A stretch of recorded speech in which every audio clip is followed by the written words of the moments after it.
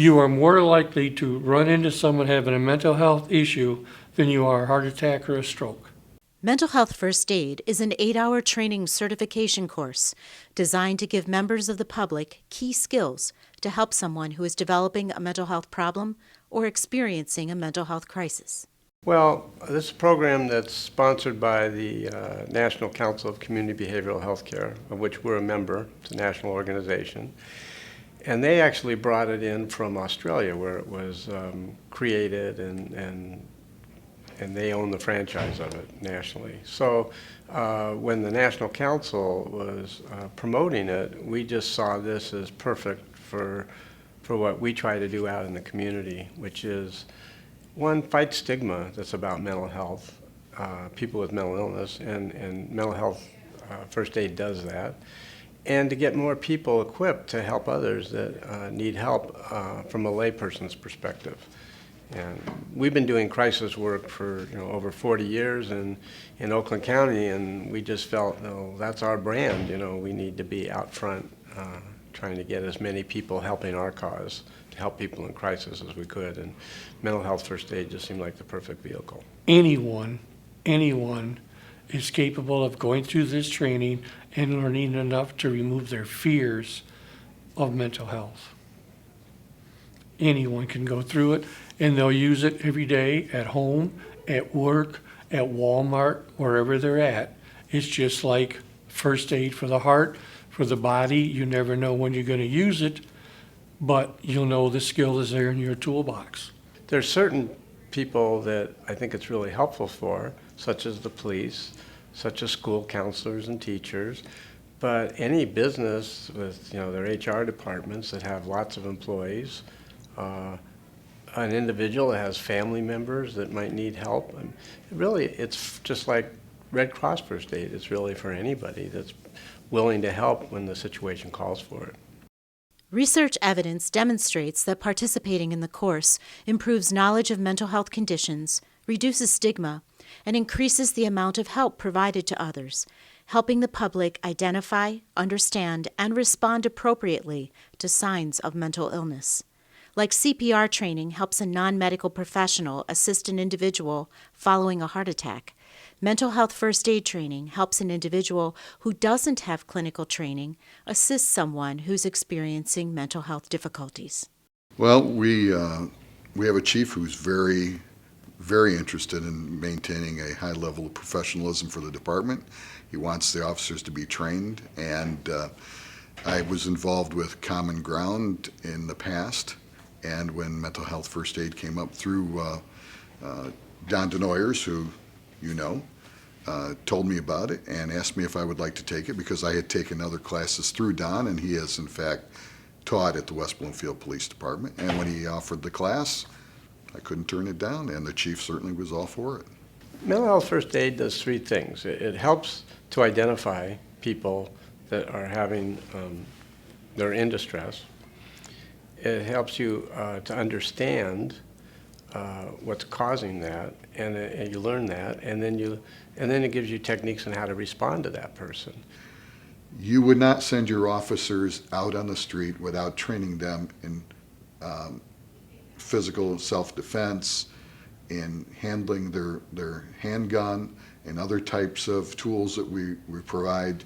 You're going to train your officers on how to drive a car safely. Why would you not want to train them on how to deal with people who have mental illness and emotional distress when there's, I think especially now we've had 2 wars going on now for 10 years, and we're going to have a lot of these military guys coming back, and a lot of them are coming back with a lot of baggage. And that's not a criticism, just it's a fact. Why would you not want your people to be able to recognize when someone is having an emotional problem or is in a mental distress and they require help geared towards that type of behavior rather than something else that they're not appropriately handling it with? The secret to anything when you talk on an intervention or talking to someone with a mental health issue, because here's the thing, when someone says mental health, they think of someone who's having a psychotic episode and we need to lock them up in a padded cell. And that's not the everyday occurrence. It's the death. It's someone depressed, someone anxious about something coming up. It's everyday things that we face every day, but we usually face them alone because we're part of society. We have the ignorance, we have the stigma, so now we have the shame and we don't talk about it. Along comes a mental health first aider who will shut up and listen and explore with you. Well, I think just as it's important for a police officer to understand some first aid when dealing with physical problems, we're not going to commit or practice surgery. We're not going to even do what the trained medics do. But oftentimes in a physical first aid issue, we're going to be there before the medics get there. So we have to be able to help people out. And I think the same thing is true with mental health first aid. We're not going to diagnose them. We're not going to be the psychologist. But we're probably going to be the first one on the scene as a police officer if they're having some sort of issue or if they're in distress and 911 is called. We're usually going to get there before the medics. So it's good for us to be able to talk to the folks and be able to get them in the right direction, the help they need, especially nowadays when mental health is treated differently than it was when I first started as a police officer. What I love about this whole concept is the same as Common Grounds. It's from crisis to hope. You want to give someone hope, and you give them hope by exploring with them what options they want and what options they're capable of. And when you listen to someone, what you end up doing is you're talking with them instead of at them or to them. As a police officer, it's best to be able to help people and get them to point them in the right direction instead of having to lay hands on them and deal with them physically. I like to compare mental health with heart. You have a heart attack, major organ. You have a brain attack, major organ, but they're both still major organs. And neither should have a stigma or a shame.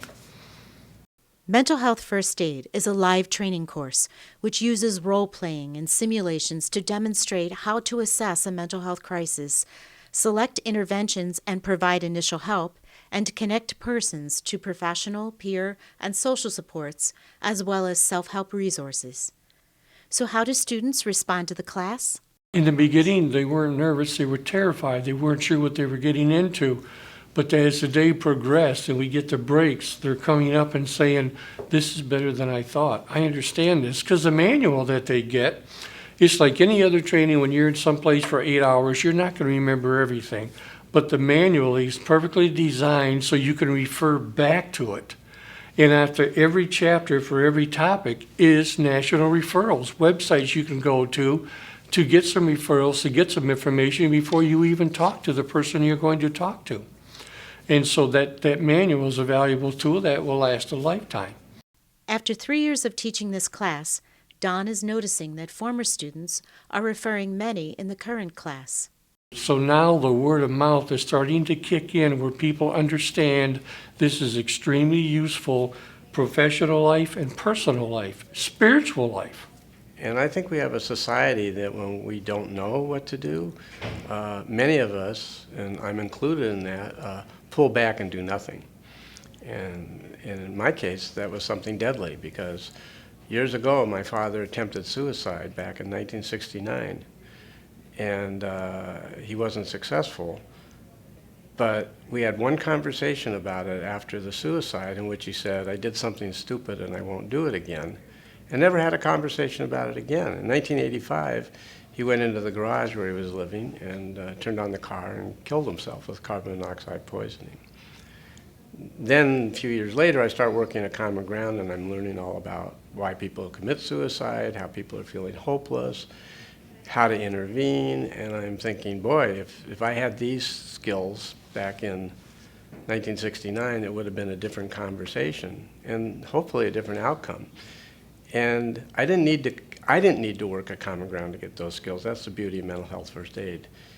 I could have taken that class if they had it back then when I was 20 as part of my college years, and I would have had tools and would have known how to respond.